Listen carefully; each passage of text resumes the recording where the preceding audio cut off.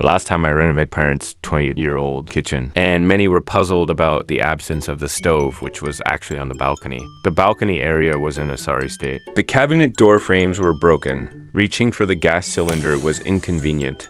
And the exhaust pipe's check valve, made of cardboard by my dad, leaked so much fumes that we could tell what the neighbors were cooking. Now, it's time to give this area a complete makeover. First, we removed everything and cleaned the walls. This process was extremely stress relieving. After cleaning, we found that the tiles were really in a bad state.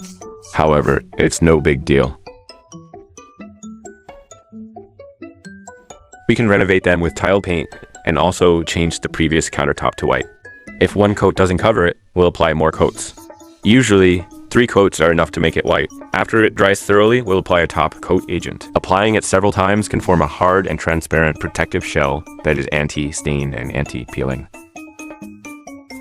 The frame needs to be redone. I went to a nearby store and bought 2 pieces of solid wood boards. Rubber wood boards for $30 each. They were really a good deal. But they were too big and I had to cut them to be able to take them home. I directly took them home and placed them in the yard to cut the boards into the required sizes. First, cut out all the materials needed for the frame, and then we can prepare for assembly. For the places where we don't want to show the nails, we can use a slotting machine to make slots, put the invisible connectors into the grooves, and tighten them with screws. Screw double shoulder screws on the other side so that we can combine the 2 parts. The more we tighten, the tighter they become, and there are no nail holes showing. For the other parts, we can use a staple gun to reinforce them. This combination method is both beautiful and quick to use. Finally, use L-shaped connectors to reinforce the inner corners again.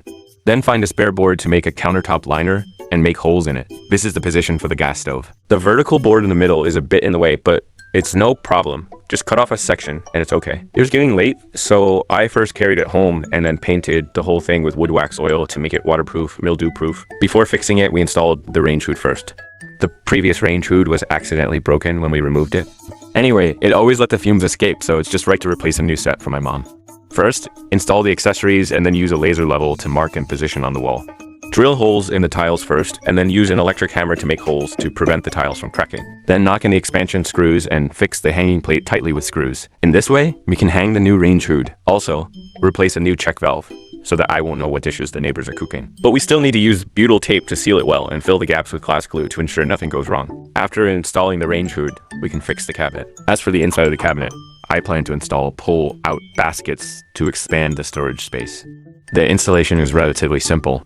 First, fix the slide rails, then install the drawers and tighten them with screws to the slide rails. In this way, 1 drawer is installed. It's relatively easier to position the upper slide rails with the help of a laser level. Then install the countertop liner and fix it tightly. Then install the marble countertop, which is stable and firm and can prevent cracking. Then cut some cabinet doors. Finally sand them to remove surface stains and burrs, and grind the edges into a 45-degree chamfer. After this treatment, it's smooth and won't scratch your hands. Then drill hinge holes in the cabinet doors. Install the hinges and fix them tightly with screws, and then we can install them on the cabinet. The installation of the pull-out basket panel is a bit simpler. First, fix the hanging parts to the cabinet door. Then hang the cabinet door on the pull-out basket. In this way, the cabinet door is installed. The gaps are just right. Then use glass glue to seal the edges well. Use universal wheels to make a slidable base to place the gas cylinder, so that it will be more convenient for my parents to change the gas cylinder. Install the supporting gas stove below. I did my homework in advance. The original hole fits the gas stove perfectly, and it also matches the overall style. When the stove is turned on,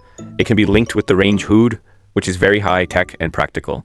The only problem is that the drawer has no handle, but it's no big deal. Just add a simple long strip handle, which is nice looking, easy to use, and easy to clean. After renovating the pull-out basket, it's much more useful than an ordinary cabinet.